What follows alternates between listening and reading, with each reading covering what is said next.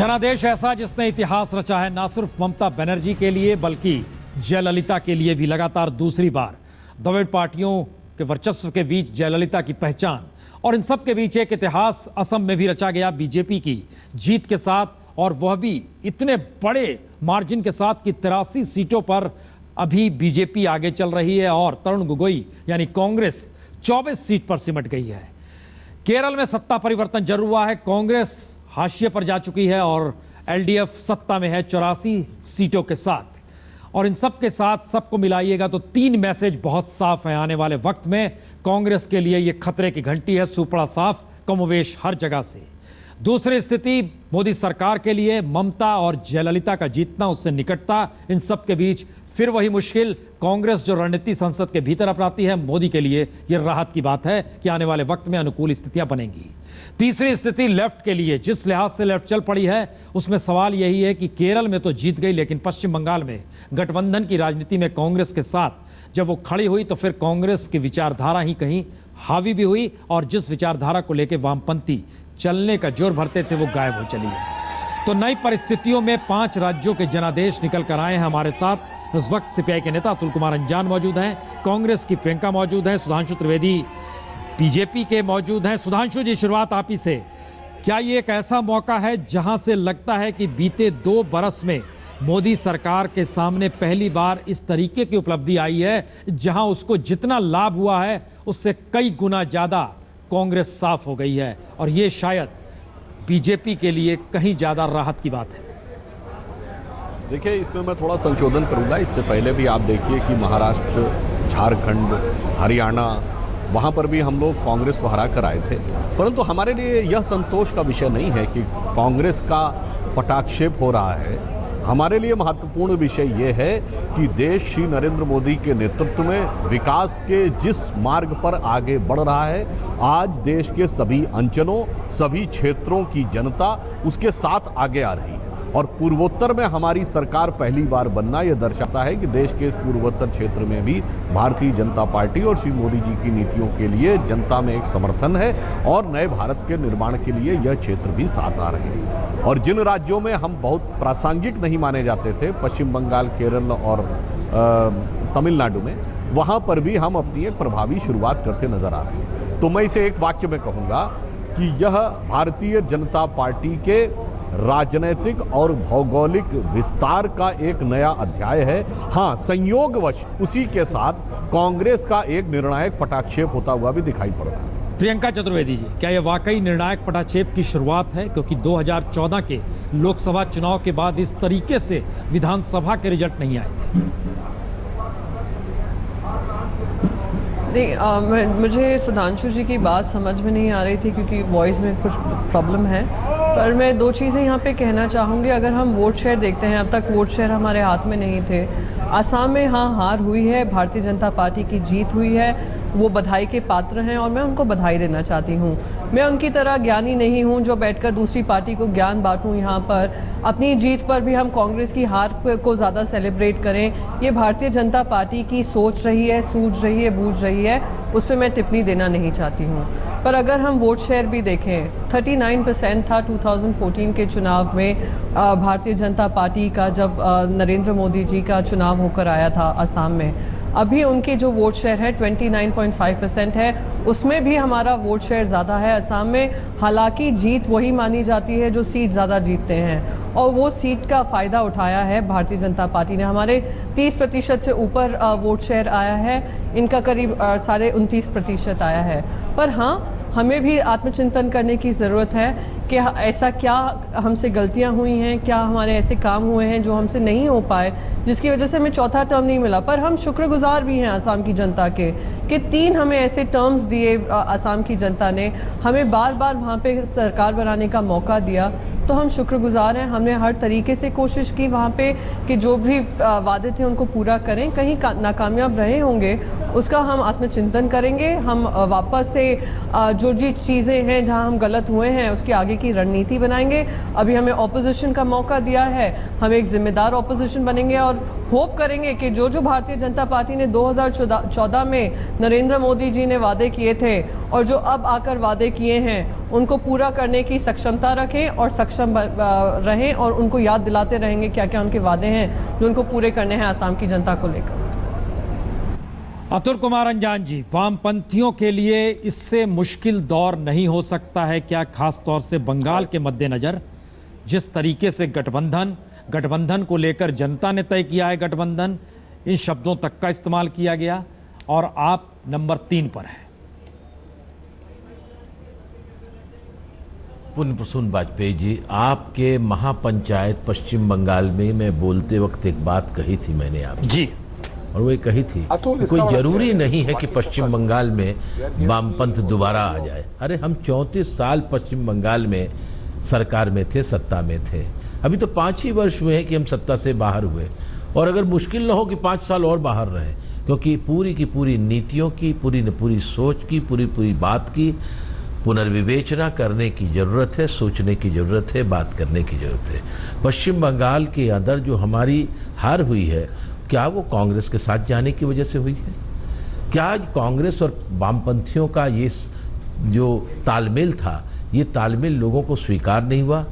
ये भी और दूसरी एक प्रमुख बात है जिसको अभी ममता जी कह रही थी, बहुत गंभीरता से राजनीतिक विश्लेषकों को और पुण्य प्रसून वाजपेयी जी को भी और आज तक को भी सोचना चाहिए कि आप सब लोगों ने पश्चिम बंगाल के सिलसिले में और देश की जनता ने देखा, मंत्री जो है शारदा स्कैम के अंदर घोटाले में बंद रहे, 2-3 एमपी जेलों में बंद रहे, 12-13 लोग गंभीरता से रहे, मंत्रियों के खिलाफ स्टिंग ऑपरेशन हुआ, उसके बाद भी जनता ने इस बात को किनारे कर दिया। ठीक है, एक तो ये है। दूसरी बात ये देखिए कि कांग्रेस और लेफ्ट का जो साथ था, ये जो तालमेल है, शायद ये स्वीकार नहीं हुआ। एक और विजय है और वो विजय है केरल के अंदर। छोटा मोटा राज्य नहीं, बहुत बड़ा राज्य है, और 29 बिलियन डॉलर वहाँ के लोग हर साल भारत के किटी में डालते हैं, लाते हैं, मेहनती लोग हैं, बाहर जाते हैं। 99% लोग पढ़े लिखे लोग हैं। उन्होंने एलडीएफ को प्रचंड बहुमत से विजयी बनाया है। क्यों विजय बनाया है? एलडीएफ माने लेफ्ट एंड डेमोक्रेटिक फ्रंट। तो क्या एक बात को गौर कीजिए कि आज भारतीय जनता पार्टी और उसके सहयोगियों का पूरा वोट का आंकड़ा देखिए तो 41% के आसपास है। कांग्रेस उसके सहयोगियों यूपीओ को देखिए 15-16% के आसपास है, और ये जो दूसरे लोग हैं ये 41% के आसपास हैं। तो क्या लेफ्ट एंड डेमोक्रेटिक फ्रंट आने वाले दिनों में केरल से बढ़ के एक राष्ट्रीय परिप्रेक्ष्य में एक संभावना बन सकता है? इस पर वामपंथियों को विचार करना चाहिए और नए सिरे से। नहीं, अतुल कुमार अंजान जी, एक मिनट। अतुल कुमार अंजान जी, आप केरल के लेफ्ट को और पश्चिम बंगाल के लेफ्ट को अलग अलग देख रहे हैं? बिल्कुल, अब देखने की जरूरत है, क्योंकि मैं आपसे कहना चाहता हूं कि शुरुआत कहां से हुई थी। नहीं, एक मिनट सुनिए ना, अब खाली बहस के लिए बहस। लेफ्ट एंड डेमोक्रेटिक फ्रंट का निर्माण 1968-69 में सीपीआई ने केरल से शुरू किया था, और पहला भूमि सुधार भी केरल का हुआ था। अच्युत मेनन की सरकार एक वोट के, एक एमएलए के बहुमत से 11 साल चली थी। वो एक आदर्श था। आज भी लोग कहते हैं ना कि भूमि सुधार देखना हो तो केरल और पश्चिम बंगाल। वो आप सही कह रहे हैं, हमें केरल में बाद में आए थे। केरल से हमने भूमि सुधार को पश्चिम बंगाल में उतारा था। आपके लिए फिट है अतुल कुमार अंजान जी, तो अब कांग्रेस के साथ आपका गठबंधन नहीं होगा, मैसेज क्लियर करें। अब देखिए पुण्य प्रसून वाजपेयी जी, आपने तो आदेश मत जारी कीजिए, आप क्या कहते हैं, सुप्रीम कोर्ट मत बन जाइए। जैसे आप लिखते और बदलते रहते हैं वैसे राजनीति में संभावनाएं बनी रहती। लेकिन मैं समझता हूँ मोटा मोटी जो भारत की राजनीतिक आर्थिक स्थिति है, उस स्थिति में लेफ्ट एंड डेमोक्रेटिक फ्रंट ही की रास्ता चलेगा। आज कांग्रेस पार्टी वो कांग्रेस पार्टी नहीं है, और कांग्रेस पार्टी उस रास्ते पर जाने को तैयार नहीं है जिस पर वो चला करती थी। ये सारे सवाल आज खड़े हुए हैं, और मैं आज तक में एक बड़ी गंभीर चर्चा कर रहा हूँ। और इस पर भी गौर देखिए कि अगर आसाम में जीते हैं तो ये जीत कही जा रही कि मोदी जी की है, लेकिन हमारी उपस्थिति नहीं थी। एक बात याद रखिए कि पहली बार भारतीय जनता पार्टी को 31% वोट मिले, पार्लियामेंट में 282 सीटें मिली, और अपनी सरकार है उनकी। 34 पार्टियों के साथ मिलकर के अटल बिहारी वाजपेयी जी की सरकार थी, लेकिन मोदी जी की अपनी सरकार है, बीजेपी की अपनी सरकार है, और सारा प्रचार उनका जो हुआ पूरे के पूरे मोदी बनाम ममता बनाम लेफ्ट बंगाल में, मोदी बनाम चैंडी बनाम कांग्रेस लेफ्ट बना ये हुआ केरल में, मोदी बनाम जयललिता बनाम करुणानिधि हुआ उसके अंदर तमिलनाडु में, और मोदी बनाम गोगोई हुआ आसाम में। तो आज आसाम की जीत तो आप ले रहे हैं, लेकिन इसका अर्थ है कि बाकी जगहों पर वो असर नहीं हुआ। प्रधानमंत्री की बात नहीं चलाए, वही भी नहीं पार्टी क्या हमारे साथ हमको लगता है नलिन कोहली जी आज जुड़ चुके हैं, उनसे जरा कुछ क्लियरेंस ले। नलिन कोहली जी, ये जीत के मतलब बीजेपी के लिए क्या है? मोदी गवर्नेंस है या स्ट्रेटेजिकली अलायंसेस है आप लोगों के, वहां की मौजूदगी में वहां के चेहरे को आप लेकर आए, क्या है?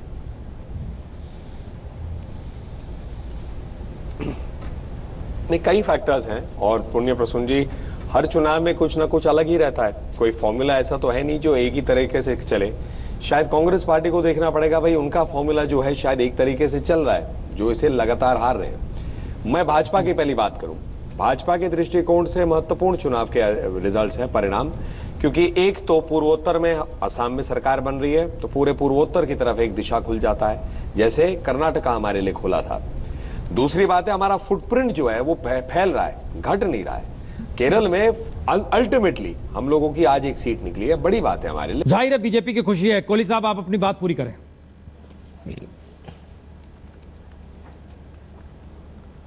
जी, इसी बात को मैं बढ़ा रहा था कि हमारा फुटप्रिंट बढ़ रहा है, जो अभी रवि जी भी कह रहे थे कि जो पारंपरिक क्षेत्र नहीं है भाजपा की, वहां पर भी हम लोग बढ़ रहे हैं और बंगाल में बढ़ रहे हैं। तो इसीलिए आप अगर राजनीतिक यात्रा से देखें तो पहले प्रेजेंस होती है, प्रेजेंस के बाद कहीं पर जाकर वो प्रेजेंस जो है मीनिंगफुल हो जाती है, जिसमें या तो आप चुनाव हराने में आपका एक रोल होता है या जीतने के करीब आते हैं, और अल्टीमेटली जीत के बाद आप उसको एक्सपैंड कर सकते हैं। तो मैं इसे महत्वपूर्ण मानता हूं। इससे दूसरा जो है कि भाजपा को अब आप एक राष्ट्रीय पार्टी और स्तंभ के रूप में देख रहे हैं। कांग्रेस का वो दायरा सिमट रहा है। अब क्यों सिमट रहा है, तो कांग्रेस को तय करना है। लेकिन कहीं ना कहीं मैं मानता हूं कि राष्ट्रीय स्तर पर कांग्रेस पार्टी की नीति, जो अरुण जी कहते हैं tail ender of the alliance, जैसे बिहार में राष्ट्रीय पार्टी की जगह 30 सीट लड़ लें, उसमें हम जीत जाएं, बंगाल में आप देख लीजिए, कहीं और पे भी वो जो स्थिति है, कहां तक इसे एक राष्ट्रीय पार्टी बनाकर रखेगी या क्या होगा, वो कांग्रेस को देखना है। दूसरी बात, जो रुख ये अपना रहे हैं, कहीं ना कहीं जनता में वो मैसेज नहीं जा रहा है। और मैं मानता हूं कि जो पार्लियामेंट में एक हम चुनाव लड़ते हैं, एक दूसरे के विरोधी हैं, लेकिन चुनाव परिणाम के बाद गवर्नेंस की बात आती है, राज्यों में भी केंद्र में भी। तो केंद्र में जहां पर जो पार्लियामेंट से रुख जाता है, वो ऐसा लगता है कि कांग्रेस पार्टी नहीं चाहती कि भारत में अच्छे काम हो, जीएसटी इस सब बनाम जो है रोकना। तो मुझे लगता है अब एक समय आ गया, वो अपनी रणनीति करे, लेकिन देश में जो बातें सबको काम करना चाहिए, क्योंकि ये भारत का मैसेज बड़ा क्लियर जा रहा है, परफॉर्मेंस और गवर्नमेंट्स ट्रेंड जो है फॉलो नहीं करेंगी। अगर परफॉर्मेंस है, सरकारें आएंगी, और क्योंकि पास्ट में कोई जीता है या हारा है, वो गारंटी नहीं है आगे के लिए। सुबीर भौमिक जी, एक सवाल यहां निकल रहा है। ममता बनर्जी से एक सवाल पूछा गया था प्रेस कॉन्फ्रेंस में, बीजेपी को लेकर क्या वो कॉमनल है और उसका विरोध है। उसका जवाब उनका, ममता बनर्जी का बड़ा सीधा था, जब आप कुर्सी पे होते हैं तो आपके लिए महत्वपूर्ण जनता होती है, उसके पक्ष में क्या है हम इसको देखते हैं, कौन कैसे किधर है, ये महत्वपूर्ण नहीं रहता है। अब चुनौती क्या है, खासतौर से असम को लेकर? बीजेपी वहां सत्ता में आ चुकी है, ममता यहां मैच्योरिटी के साथ उभर कर सामने आकर खड़ी है, जहां लेफ्ट की अब चुनौती नहीं है। तो एक दरवाजा है असम, उससे पहले बंगाल, अब ये नॉर्थ ईस्ट की शुरुआत होती है। यहां से चुनौती क्या है या मुश्किल क्या है? हम ये समझते हैं, और ये पहले दिन भी 16 तारीख को भी हमने कहा था कि अगर भाजपा असम में जीती है तो मोदी साहब का जो एक्टिस्ट लुकिस्ट पॉलिसी है, जिस पर वो बहुत बल दे रहे हैं सब तौर पर, इंफ्रास्ट्रक्चर बनाओ, बर्मा के साथ, बांग्लादेश के साथ और भी आगे ले, ये बहुत बड़ा एक इसको प्रोत्साहन मिलेगा। क्योंकि जब तक, मणिपुर का हमने उस दिन जिक्र किया था कि जब तक सेंटर में एक अलग पार्टी है और स्टेट्स में अलग पार्टी है, और वहाँ कोई वजह से काम रुकता है, रेल लाइन मणिपुर में बन रहा है, एक्सट्रीमिस्ट पहुँच रहे हैं, कंपनीज घबरा के काम डिले हो रहा है, प्रोजेक्ट 2016 में जो खत्म होने का था अभी 2018 में होगा, और एक दूसरे को ब्लेम करते हैं। सेम पार्टी अगर पावर, ये नॉर्थ ईस्ट में, नॉर्थ ईस्ट के छोटे छोटे राज्यों के लिए बहुत इंपॉर्टेंट है कि same party in power in centre and state. Reflections Delhi में सरकार मोदी गवर्नमेंट के सामने अच्छे निकल कर आएंगे, जो लगातार वो फेलियर। मोदी गवर्नमेंट अभी देखिए, अगर वो लुकिस्ट या एक्टिस्ट ये सब पॉलिसी इंप्लीमेंट नहीं कर पाते हैं तो they can not blame anybody else कि साहब वहां कांग्रेस ने हमारे साथ सहयोग नहीं किया, वहां ये प्रॉब्लम, सरकार यहां भी आपका है, वहां भी आपका है। अगर आप पॉलिसी को आगे बढ़ाते हो बहुत अच्छी बात है, नॉर्थ ईस्ट के लिए अपने आप में बहुत अच्छी बात है। क्यों? नॉर्थ ईस्ट को जब तक एक सिक्योरिटी के तौर पर आप सिर्फ देखोगे, नॉर्थ ईस्ट कभी आगे नहीं बढ़ेगा। नॉर्थ ईस्ट को दूसरे पड़ोसी देशों के साथ अर्थनीति उसका जोड़कर लुक ईस्ट पॉलिसी को आगे बढ़ाएंगे तो नॉर्थ ईस्ट तरक्की करेगा, और ये चीज़ मोदी सरकार समझती है। बट ये सेम गवर्नमेंट सेंटर में और स्टेट में अगर होता है तो अपने आप में इसका बहुत बड़ा फायदा आएगा नॉर्थ ईस्ट के लोगों के लिए। और ये भी जरूर जाहिर है, अब तो देखिए अरुणाचल में बीजेपी सरकार बना ही लेगा। कैसे क्या हुआ उसको लेके मैं चर्चा नहीं कर रहा हूँ, वो आप भी जानते हैं, मैं भी जानता हूँ, लोग जो है हमारे दर्शक वो भी जानते हैं। But next Congress bastion to fall, वो फॉल आधा हो ही चुका है, प्रेसिडेंट रूल आया है, रिजिजू साहब हैं। नहीं वो ठीक है, अरुणाचल में नॉर्थ सरकार ईस्ट बन पॉलिसीज को लेकर कह रहे हैं, लेकिन संजय जी हम इसमें कुछ और भी जोड़ना चाह रहे हैं, क्योंकि अब नॉर्थ ईस्ट को लेकर पॉलिसी जाहिर है मोदी गवर्नमेंट के सामने है, उनकी अपनी सरकार है, वहां से वो एक शुरुआत करेगी। ममता बनर्जी के प्रेस कॉन्फ्रेंस में एक स्थिति यह भी थी, वो दिल्ली भी देखना चाह रही हैं या दिल्ली से मदद भी चाह रही हैं, ये भी एक मैसेज था उस प्रेस कॉन्फ्रेंस के। चाहिए दिल्ली से मदद, चाहिए पैसा। अब ये जो चेक एंड बैलेंसेस की स्थिति इस 5 राज्यों के चुनाव में निकल कर आ रही है, इसका लाभ मोदी गवर्नमेंट उठा लेगी? उनके हक में है बिल्कुल कोशिश होगी मोदी गवर्नमेंट की कि इससे लाभ उठाएं। जयललिता से उनके अच्छे संबंध हैं, ममता बनर्जी से केंद्र सरकार के और खासकर मोदी जी के अच्छे संबंध हैं, तो इसका फायदा। लेकिन हमारा सवाल यहां पर है, क्या यहां से कांग्रेस की मुश्किल बढ़नी शुरू होती है? बिल्कुल, देखिए 2019 के लोकसभा चुनाव में यह कोशिश होगी और कई बार बीच बीच में होती रही है कि एक ऐसा गठबंधन बने जो बीजेपी के जो विरोधी पार्टियां सब एक साथ खड़े हों। नीतीश कुमार जी ने अभी कुछ समय पहले इसका ऐलान भी किया था, बल्कि एक तरह से लोगों को एक तरह से आग्रह किया था। इसमें इस तरह के गठबंधन बनाने में अब कांग्रेस पिछड़ते हुए नजर आएगी, क्योंकि कांग्रेस अगर हर जगह ऐसे सिमटने लगेगी तो ये रीजनल पार्टियों का उसमें ज़्यादा बड़ा रोल दिखाई पड़ेगा। नहीं, ममता इस जीत के बाद आप कांग्रेस का जवाब ले लें। प्रियंका एग्रीमेंट कांग्रेस का जवाब ले लें। प्रियंका जी, जिस तरीके के ये चुनाव परिणाम है, सवाल ये नहीं कि कांग्रेस सिमट रही है, सवाल है कि स्ट्रेटेजिकली भी जो पार्लियामेंट के भीतर राज्यसभा में नजर आ रहा था, कांग्रेस उसमें कहीं साइडलाइन करने की स्थिति में सरकार जरूर रहेगी, और मुश्किल कांग्रेस के लिए यहां से शुरू होती है, क्योंकि विपक्ष के बीच में एक लकीर खींचने की स्थिति में सरकार जरूर आ जाएगी, मोदी गवर्नमेंट जरूर आ जाएगी। प्रियंका जी। नहीं, सबसे हाँ 2 चीज़ें यहाँ पे कहना चाहती हूँ। मैं होप कर रही थी नलिन कोहली जी अपनी जीत पे ज़्यादा ध्यान देंगे और कांग्रेस को ज्ञान देना कम करेंगे, पर नहीं, अनफॉर्चुनेट है कि वो आंकड़े नहीं देख रहे हैं और वो ऐसी पार्टी बनकर बोल रहे हैं। असम में जीत के बावजूद बाकी जो 3 राज्य हैं वहाँ पे कांग्रेस सेकंड लार्जेस्ट पार्टी बनकर आई है। पर एनीवे मैं इसमें बीच में नहीं पढ़ना चाहती हूँ, वो नलिन कोहली जी की सोच है, भारतीय जनता पार्टी की सोच है। हाँ बिल्कुल, मैंने जैसे शुरू में कहा कि ये जो हार है आसाम को लेकर हो या हमारी केरल में हो, केरल में तो हर 5 साल में सरकार बदलती है, वो हम सोच रहे थे वो एंटी इनकम्बेंसी का जो ट्रेंड है वो हम ब्रेक करेंगे, नहीं कर पाए, जिसकी वजह से आज लेफ्ट वहाँ पे जीती है। दोनों वेस्ट बंगाल में भी अगर आप देखेंगे हम सेकंड लार्जेस्ट पार्टी बनकर आ रहे हैं वहाँ पर, और फिर भी हम डिस्कस कर रहे हैं कि किस तरीके से कांग्रेस मुक्त भारत की बात चल रही है। बहुत ही अफसोसजनक मैं कहूँगी कि इस तरीके का विचारधारा है। हाँ हमारे लिए प्रॉब्लम्स हैं, हाँ हम हारे हैं, केरल हारे हैं क्योंकि वहाँ पे एंटी इनकम्बेंसी के एक चैलेंज होता है। असम हम हारे हैं 3 टर्म्स पूरे करने के बाद। पर अगर हम अपने वोट शेयर पे ध्यान देंगे तो हमारे वोट शेयर अभी भी भारतीय जनता पार्टी से ज़्यादा हैं। 39% से भारतीय जनता पार्टी 29% पर आ गई है, हम 31% पर हैं। पर हाँ, जैसे मैंने कहा कि वोट्स हम नहीं कन्वर्ट कर पाए और वो सीट्स नहीं बन पाई, वो दूसरी बात है, ये सोच की बात है। तो यही है आने वाली रणनीति, राज्यसभा को लेकर हो, हमारा प्रेजेंस सारे स्टेट इलेक्शंस में हो, उसको सबको ध्यान में रखते हुए आगे की रणनीति सोचेंगे।